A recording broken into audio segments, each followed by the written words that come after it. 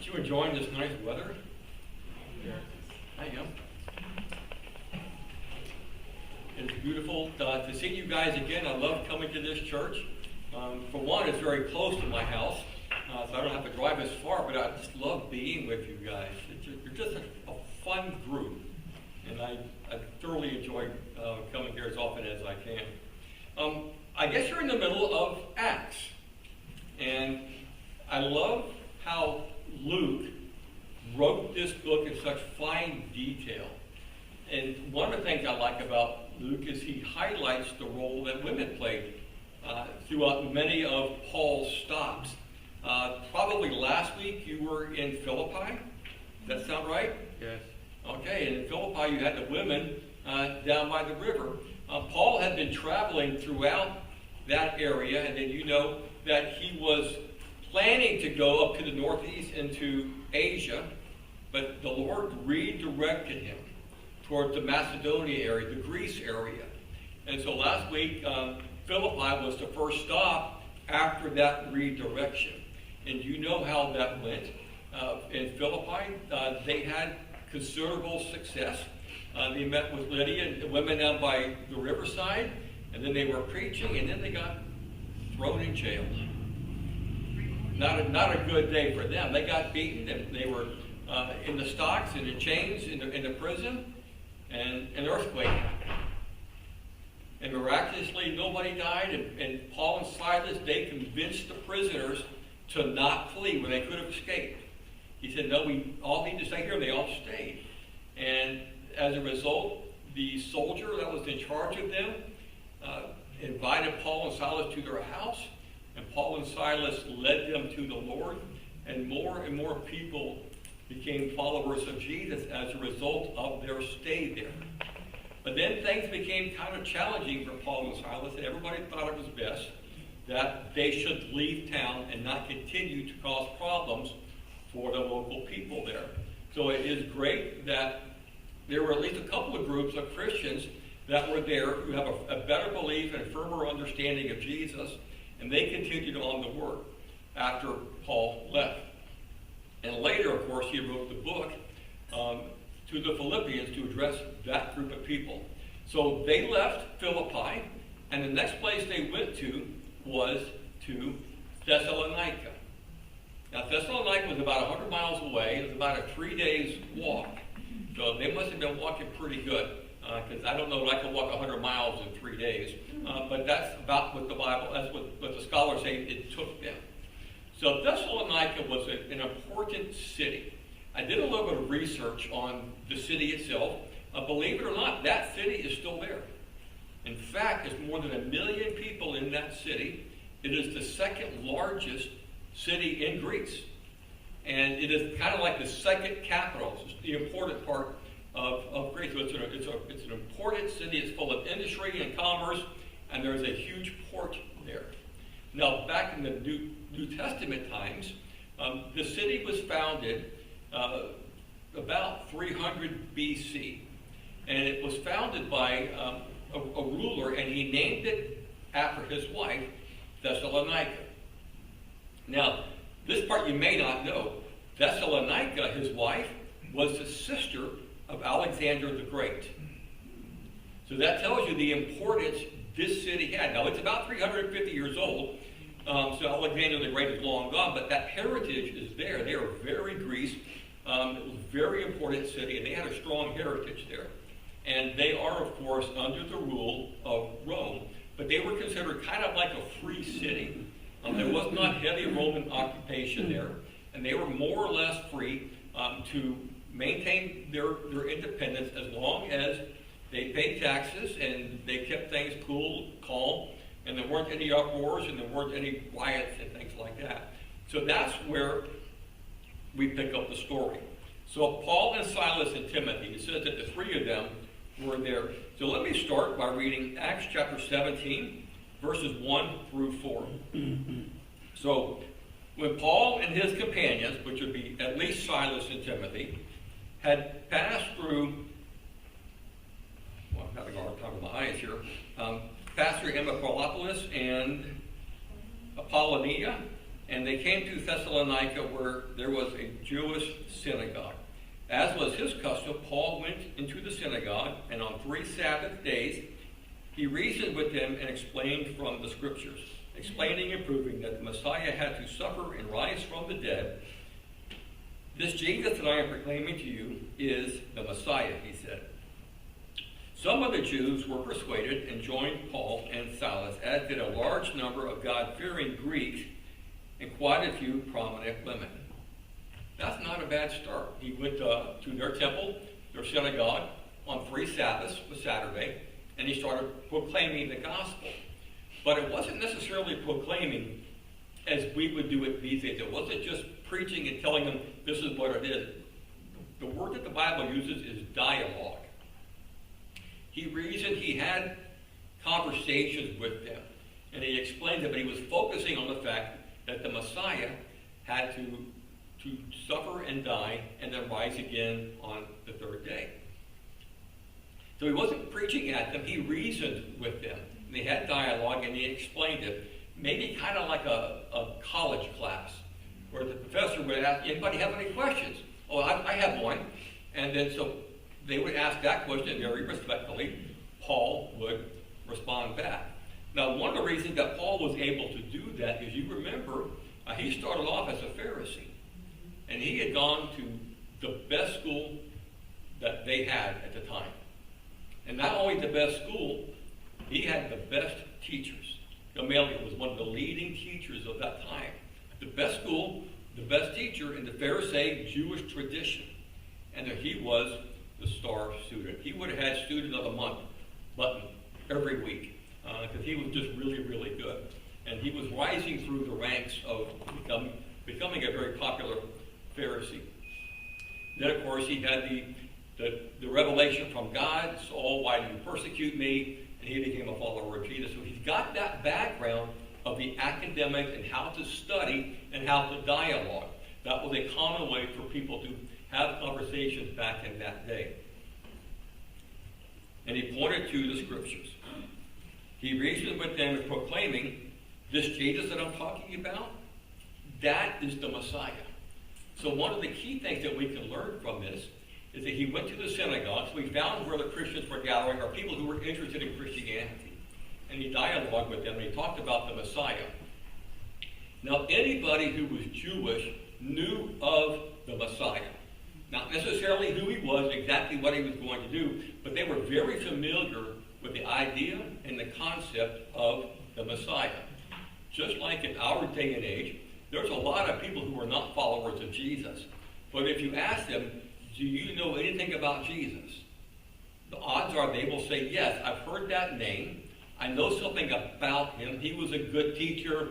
He's in the Bible. They might know that he was God's son, maybe, but they're not real sure of it. But they have heard something about Jesus. Very few people in our country have never heard the name, and they're starting from scratch. So one of the things that's important for us as we deal with people is to often figure out where they are in their faith journey and what they know, and start with that and work it forward a little bit. That just goes so much better, and of course, always show respect, dialogue, let the other person have a chance to talk and have those questions and answers. So the Bible says that there were many Jews who understood it better. Now, one of the things the Bible tells us is that they openly studied the gospel. Now, it's going well there, but the shoe drops. Remember those people in Philippi who didn't like them there? They came down to Thessalonica, started making trouble, and they had to leave town again in order to not make too many problems there. In Acts chapter 17, verses 5 through 9. But the other Jews who were jealous, so they rounded up some bad characters from the marketplace and formed a mob, and that started a riot in the city. They rushed to Jason's house in search of Paul and Silas in order to bring them out to the crowd. But when they did not find them, they dragged Jason and some other believers before the city official, shouting, "These men have caused trouble all over the world, and now have come here. Jason has welcomed them into his house. They are all defying Caesar's decree, saying that there is another king, one called Jesus." And when they had heard this, the crowd and the city officials were thrown into turmoil. They made Jason and the others post bond to let them go. So there's a lot in that couple of verses there. So you had the troublemakers from the previous city. Oh, they're down there now. We know how to fix this. They went down there and started saying, look at these guys, man. They're causing trouble in the city. Now, it's interesting to say they've been all over the world. So how did they know that? Well, they've been following what the work was being done. And it said they turned everything upside down. What a compliment. When you think about it, as Christians, we are called to change the worldview and change it towards God, and to have people do a 180 degrees on how they view God and to become followers of God. So they knew the success that they were having. But then they said, but also they claim there is another king in addition to Caesar. Okay, now we got a problem. See, the Jewish leaders and even Rome, they don't care what church anybody went to. They didn't care if you were Catholic. They didn't care if you were Baptist. They didn't care what you believed, as long as there were law and order. You could worship God, Yahweh. You could worship any idol you wanted to. You could worship the man on the moon. They didn't care. They had no interest in moderating religion. What they did care about was peace and order. So these guys are saying, first they would come in, they would find some rabble-rousers, and they'd go into the marketplace and gather people. They would cause a riot. That is not cool from the Roman perspective. They caused a riot and turned the city in uproar, but look what they did, pointing to Paul and Silas. Not taking responsibility for themselves, they blamed those Christians. And so now, this mob goes to Jason's house, and we don't know who Jason is other than the Bible tells us that that's where Paul and Silas were either staying there or were hanging out there during the day. So they were going there expecting to find Paul and Silas there. They were not there. So what did they do? The next best thing, they grabbed Jason and anybody else who was affiliated with them down to the local courthouse.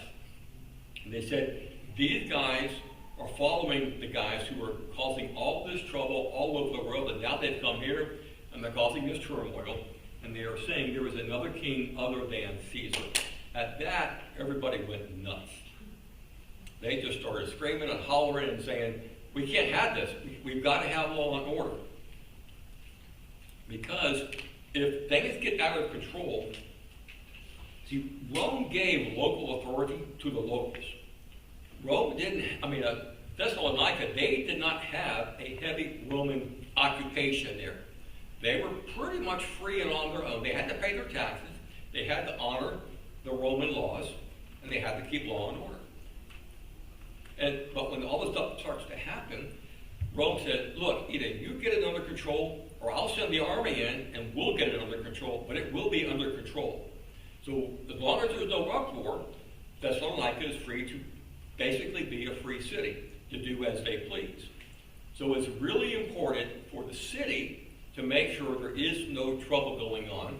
It's really important for the city leaders to clamp down on anything going on that's going to make them look bad, and word gets back to Rome. See, Rome didn't totally leave them alone. They had a few people there keeping an eye on things as representatives of Rome, so they could report back.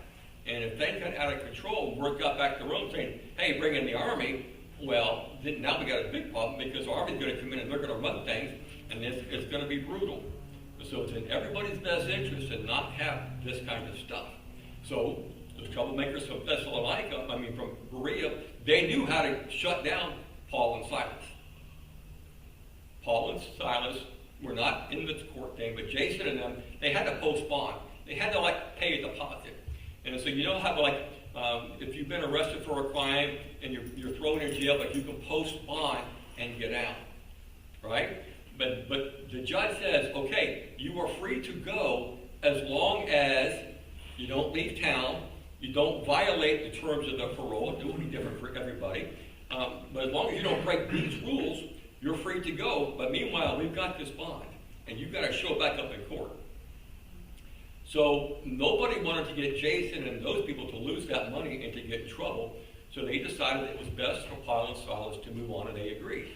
So the next town they went to was Berea, another town down the road.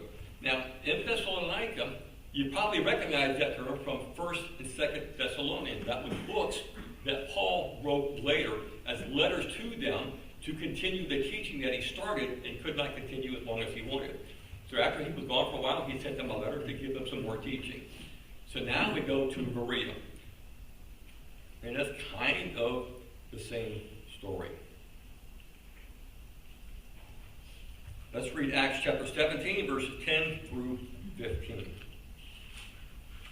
As soon as it was night, the believers sent Paul and Silas away to Berea. On arriving there, they went to the Jewish synagogue. Does that sound familiar? First thing in town we do. We don't go to In-N-Out Burger, we go to synagogue.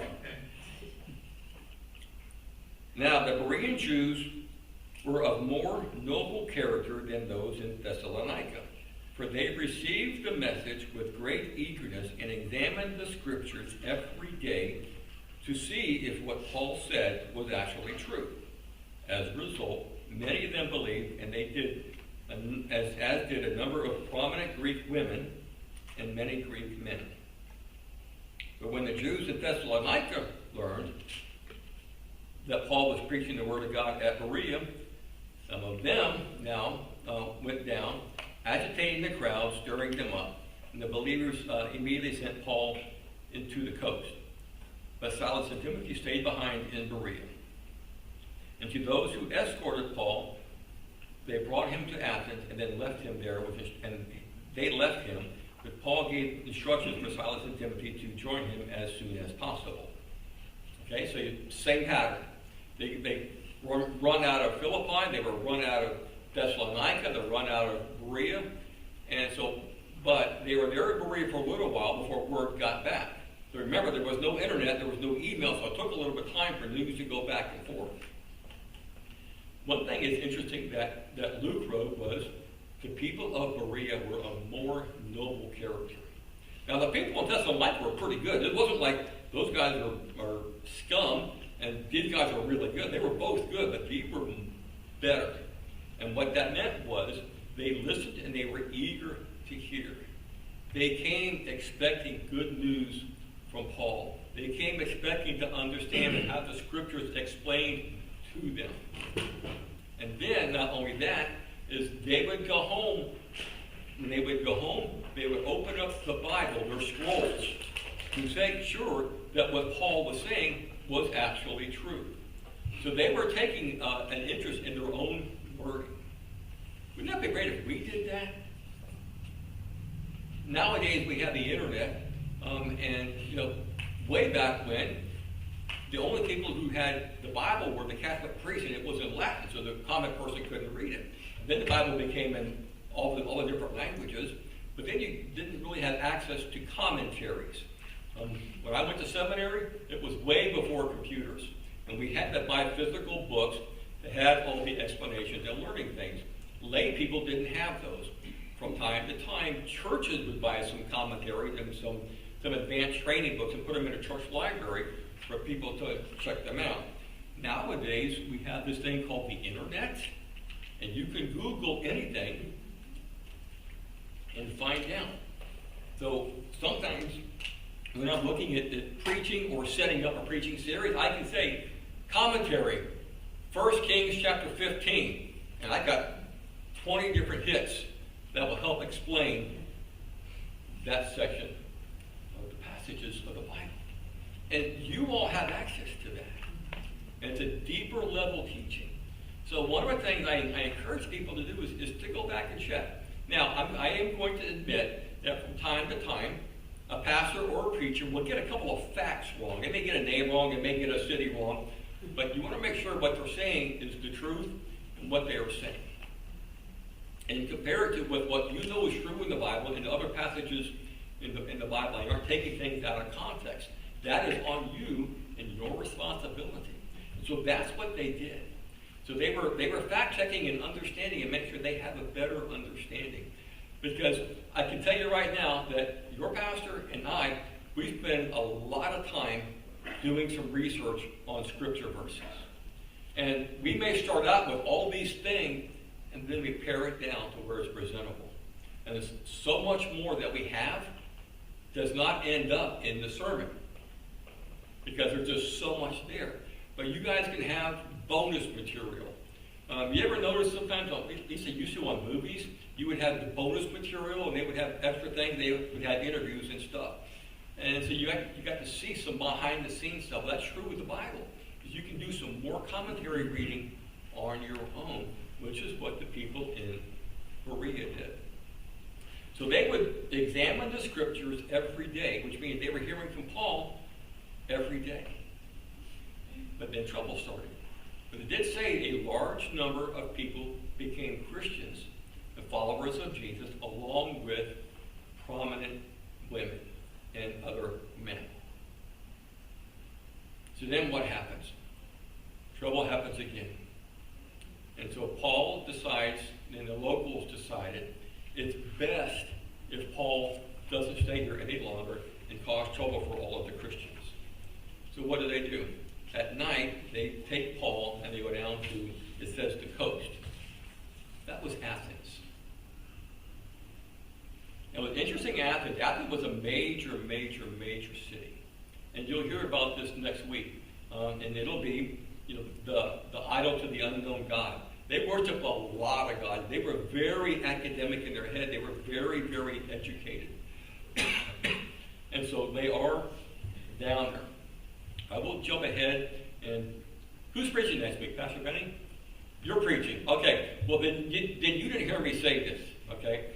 But everywhere Paul went, he was successful in starting a church of some kind, except one place. Athens. When Paul went down to Athens, who was with him? See, he always traveled with a team, right? He always had Paul and Barnabas, Paul and Silas, Timothy, and then he had some others in his group. Who went with him to Athens? He has an escort who took him down there and left him. Working in teams and groups with the church and other believers is often the best way to go. We are not called, and this morning I was preaching on Elijah, and so many times Elijah was by himself, and sometimes he was hiding in a cave. And this morning I talked about God came to Elijah in the cave, and Elijah said, man, this is not going well. I'm just done. I'm tired. I've done all this stuff, and Ahab and Jezebel, they still don't believe after Mount Carmel. The country hasn't turned right way. I'm just done, tired. You know what caused that conversation? God found Elijah. He knew where he was in the cave, and he said, Elijah, what are you doing here? Like, what are you doing here in this cave by yourself? I didn't tell you to come here. And at the end of that statement, Elijah says, I'm all alone. I'm the last one left. All the prophets are dead, now they want to kill me. Elijah, what are you doing here? So God redirected him, and he redirected him to go find Elisha and anoint him as his successor. And from there on out, Elisha had a teammate. They continued and studied together and served together. We are not called to be in isolation as best we can help. I mean, sometimes you're in a situation where it is just you. But it is important to, as you can, work together with other people. You guys know what spiritual gifts are? Kind of, sort of. You have various skill sets. Anybody here really good at all of them? No, it's okay. You can raise your hand if you're good at all of them. Nobody? Huh. Me neither. Man, what kind of church is this? Well, it's a church where God has gifted each and every one of us uniquely and differently. And there are people here who have some skill sets that you don't have. And you have some skill sets and some giftings and passions that they don't have. And it's important to work together. Because sometimes when like a church hires some staff, they want people to get along, but they need to appoint leaders who have a different skill set than you got 5 people who all do the same thing. Right?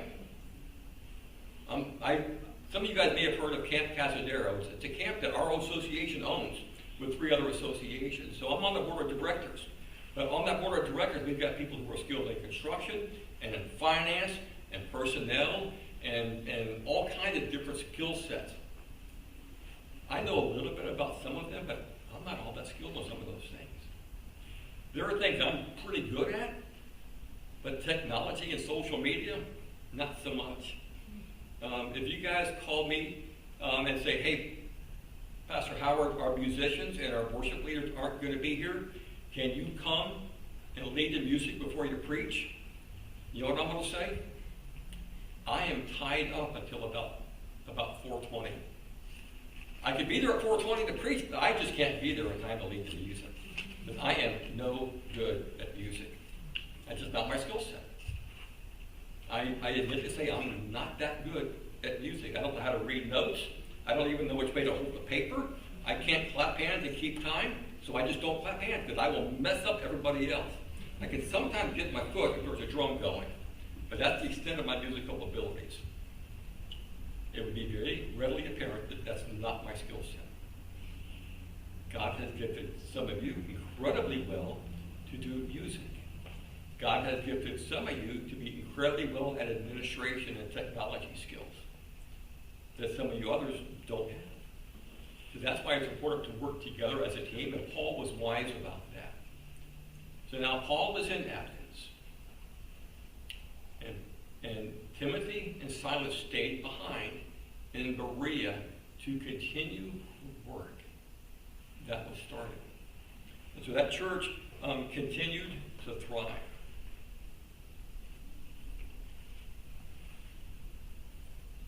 It's important to be part of a group. So what can we do? What can we take away from the scriptures and learn from Paul and these stories as he going from church to church to church to church? Well, first off, you listen to God. Sometimes we decide we know what's best, and we just set out on a journey. And sometimes God says, rerouting. Does your GPS ever do that to you sometimes? Recalculating? Sometimes it's when you're lost and you made a wrong turn, but sometimes there's construction ahead or there's traffic ahead and it says rerouting you a better way. So Paul was really good at listening to the voice of God and not going on with his own agenda. And he said, no, we've already bought the bus ticket, we're going this way. God said, no, I want you to go this way. And as a result, he went to Philippi and Thessalonica and Berea and on to Athens and many other cities in that area. And Corinth is in that area, by the way, as well. Work in a team. Paul certainly faced hardships. I think many of us on this service will say, oh yeah, I want to be like Paul. I want to be like the best missionary ever. I want to travel the world, spread the gospel among different cities and different people groups, and everywhere I go, there's a church planted. Doesn't that sound exciting? Man, when we were in seminary, we all wanted to be like Paul. We wanted to be that missionary who spread the gospel all over the world. Okay, you want to be like Paul? You want to be stoned, left for dead? You want to be flogged and whipped and beaten and left for dead? You want to be thrown in prison and have stocks around your ankles and your hands and thrown in a dungeon in the middle of the night, even though you're a Roman citizen? Survive an earthquake? Oh, anybody here like to go on ships that sink and have a shipwreck? Or you're a prisoner? No, I want to be the other Paul. That's Paul's little brother. Okay? I don't want that stuff. I want the church planting part. But sometimes you have to factor in that both parts are one part. It's not all joy and success. Sometimes there are some really hard times. that we as Christians go through and that as churches go through. I don't know the long history of this church, or First Baptist, or Christ Church for All Nations. My guess is over the years there have been some hard times. Sometimes it revolves around the pastor and him leaving and what do we do, and sometimes there's some church splits, theological differences, and things are just really hard sometimes. And sometimes you work and you work and you work at something and it just doesn't gain any traction. And sometimes you have to say, this isn't working, and you need to walk away sometimes. But there's almost always going to be hardships. What if Paul would have quit the first time it got difficult? He said, man, it's not worth it, and walk away. All of you have or will face challenges in ministry. Whether it's women's ministry, men's ministry, food ministry, you name it, anything. It doesn't always go incredibly easy. There are personality conflicts, there are differences of opinion and differences of agreement. You have to push through the challenging times. Hopefully it's not as bad as being stoned and left for dead, or beaten and flogged and left for dead, or thrown into jail and beaten, going to court, run out of town, shipwrecked, getting bit by a poisonous snake, all that kind of stuff. Hopefully it's not that bad. But the lesson is to learn to deal with the hardships and press on. One of the things that helped Paul do that was they were persistent in sharing the gospel. They were persistent in sharing the gospel. They didn't give up. Everywhere they went, can I tell you about Jesus? Hey, the Messiah, the Jesus I preach, that's the Messiah. Everywhere they went, they were sharing the gospel in every situation. That's how we need to live as Christians. Sometimes it is more wise to walk away than demand your rights. Many times Paul could have stayed and fought and said, hey, I am a Roman citizen. I have every right to do what I want to do in this town. It is illegal to throw me in jail.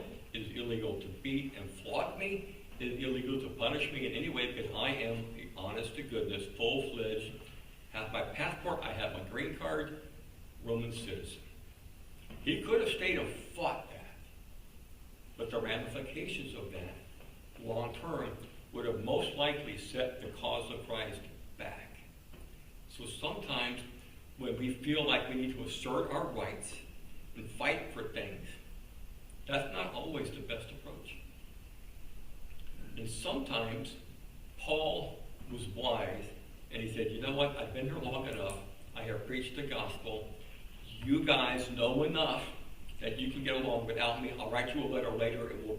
I'll send you an email later. We can keep this up. But for right now, if I stay, it's going to make things worse. And it's not worth the fight always. Sometimes you need to be persistent. But sometimes it is best to walk away sometimes from difficult situations because the cost is going to affect other people and shut down. Not because it's personally hard, but because it will set back the work. So don't walk away because you're tired and for the wrong reasons. But sometimes we can fight and we lose the war because we want to win this one little skirmish, and it's just not worth it.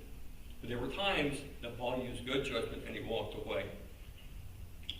And so one of the last things I want to talk about, what can we learn from Paul and his followers? Know your purpose. Know what you're trying to do and accomplish, and you know the reason why. Know your purpose. So many times we forget our purpose and we just stay busy. We do the same thing week after week, day after day, and we forget our purpose. We get more busy about doing things. When I was a kid, I had a paper route. I flew newspapers in the afternoons after school. I had 55 customers on my route. I made a little bit of money here and there, and I mowed grass when I was elementary school for the neighbors, and I got paid for that a little bit. and I babysat, so I had a little bit of extra coin that most people my age did not have. I wasn't rich by any means, but I had a little bit of spending money that other people didn't have. So one time I decided, hey Mom, can I have a hamster? So I went, with her approval, I went and got, at that time it was called habit trails. They had all those tubes you could connect and turn and go, and I bought probably more than I really needed. And I bought 2 hamsters. You know what breeds faster than rabbits? Hamsters.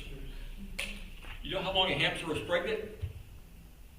Trivia pursuit, 16 days. Start to finish. If hamsters go out on a date, their baby's born 16 days later. True story. So there were times that I would stay home from school because I wanted to see these babies being born. So pretty soon, I had a lot of hamsters. It was fun for me, and I would end up selling them back to the pet stores. But one of the things that fascinated me, have you ever seen a hamster or a mouse on a running wheel? They get on there and they just run. You go, how do they do that forever? And sometimes they get so fast they lose their footing. And if it's the wire kind, they can hang on. You ever see them go all the way around? They just hang on and go around maybe once, maybe twice, and they just run. Where have they gone?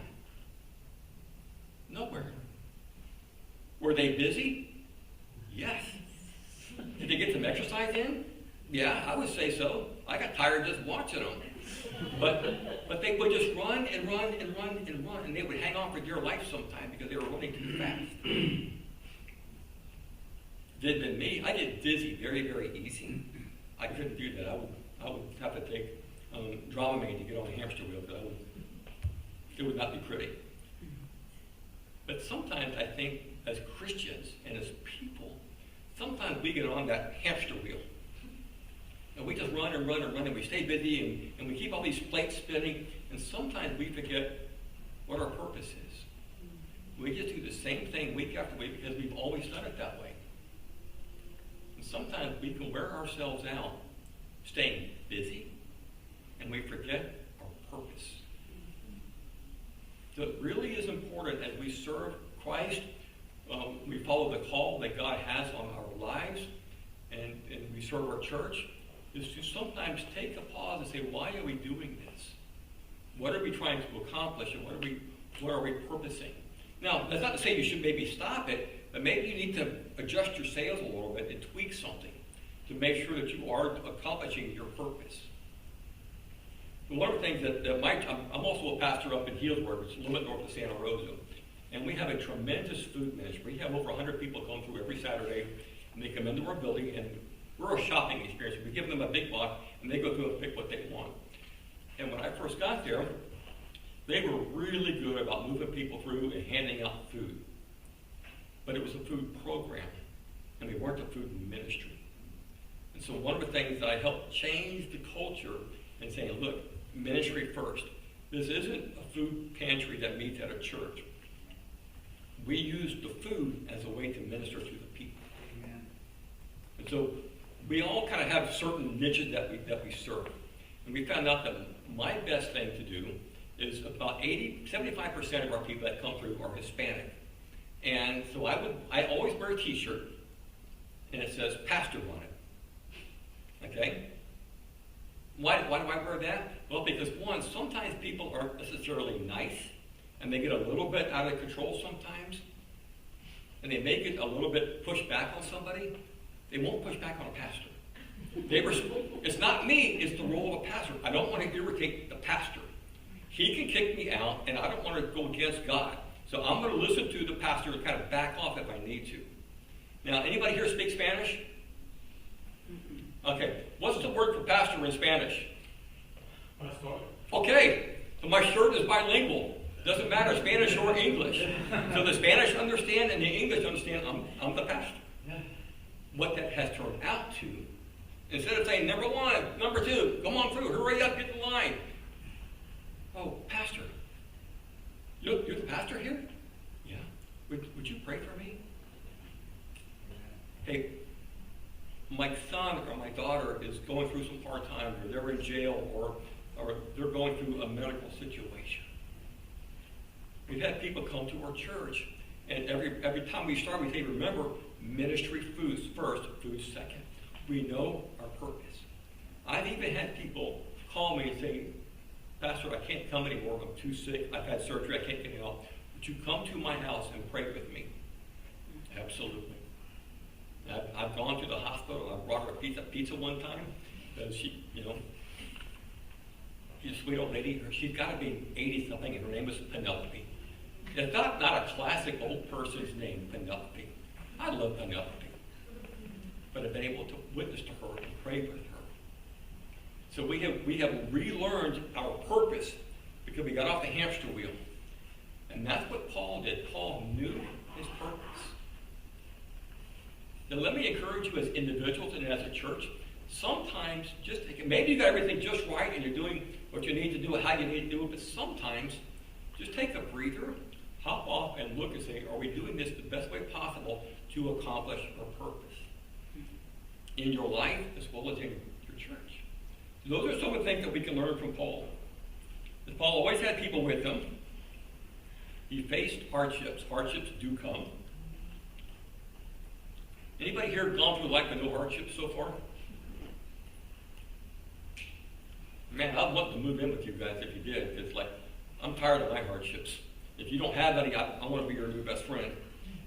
But Paul and his friends were persistent in sharing the gospel. No matter what, they kept going. And sometimes they knew when it was best not to stay and fight because it wasn't worth the cost it was going to cost the mission. Not to them personally, but for the mission and the purpose. They knew it was best to walk away and not bring hardship on people. And then, of course, it's to know your purpose and to honor your purpose. Paul certainly did that. And he was relatable to people of all ethnicities. It says men and women. Back in those days, women weren't necessarily equals or considered equals in many circles. It says there were Jews and God-fearing Greeks, the Gentiles. And again, back in those days, there was a pretty strong division. So Paul was cross-cultural as well. So let me close in prayer. God, we thank you for Paul and you calling him out of an opposition role where he was persecuting people and jailing them and having them put to death. And you reached out and you changed his course. You changed his name and gave him a new divine purpose. And the church around him supported him, and then he traveled all over the known world, starting churches. We thank you that he was persistent. We thank you that he wrote letters to these churches so that now we have our Bible. And we can go back and see what he was teaching and how he was teaching them and what he had to say, doctrines that he taught them. We thank you for the friends who supported him along the way. And we thank you for what he accomplished, but how he did it, and how he faced opposition, how he was often training other people and passing on the ministry and bringing in friends to help him along the way. We thank you for his persistence in overcoming things and his wisdom when it's best to leave and not stay and cause trouble. And most of all, we thank you that he knew his purpose. And he followed that purpose all of his life, day and night. We thank you for this church and what it means to this community, to the people in the area. We thank you that they know their purpose. And may they follow up on their purpose to honor you and to impact the world for you. In your son's name I pray. Amen.